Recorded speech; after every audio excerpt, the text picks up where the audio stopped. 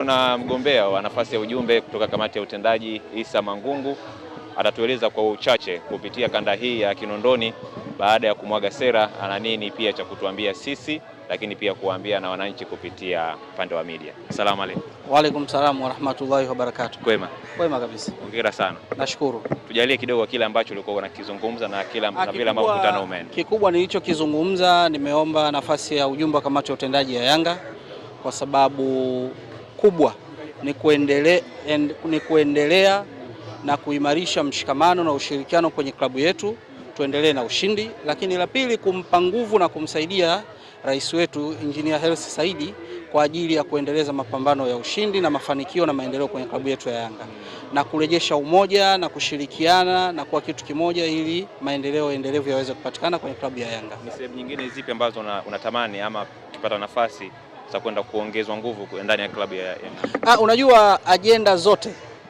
za maendeleo na uendeshaji wa klabu ya Yanga zinasimamiwa na rais wa klabu ya Yanga.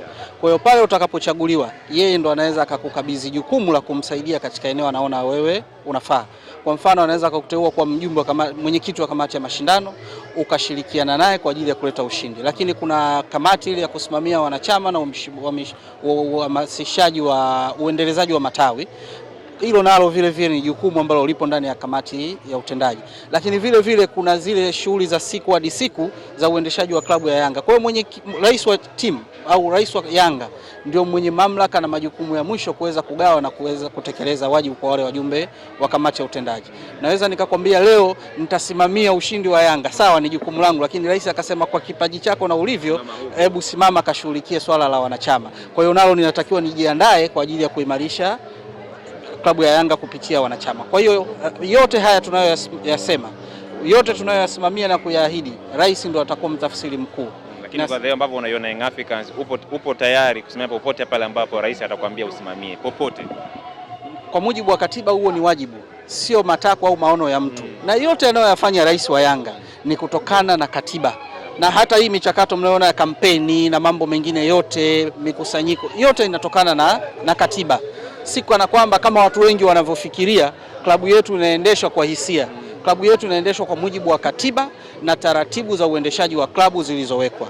Na tumshukuru Mwenyezi Mungu, rais wetu hajawahi kwenda nje ya matakwa ya katiba yetu ya Dar es Salaam Young Africans.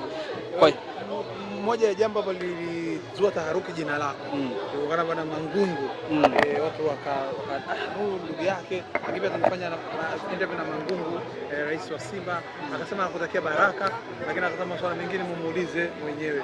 Ndio unataka kuniuliza lipi bwana?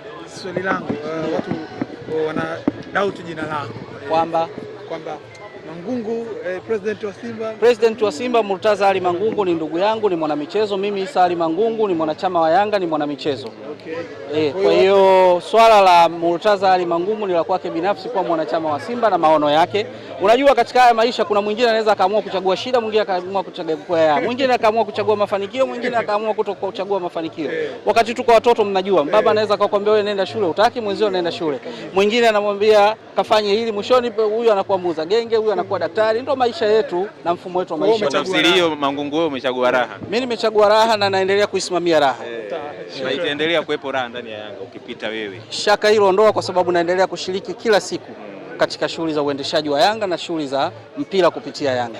Kwa hiyo mashaka hayo sina kabisa, na msiwe na wasiwasi. Kila laheri mwana. Tarehe 12 Simba anakufa. Bila shaka. Yaani watake wasitake anakufa Simba. Hilo iko wazi. Tuko na chuma hiki hapa hiki. Mwamba kabisa.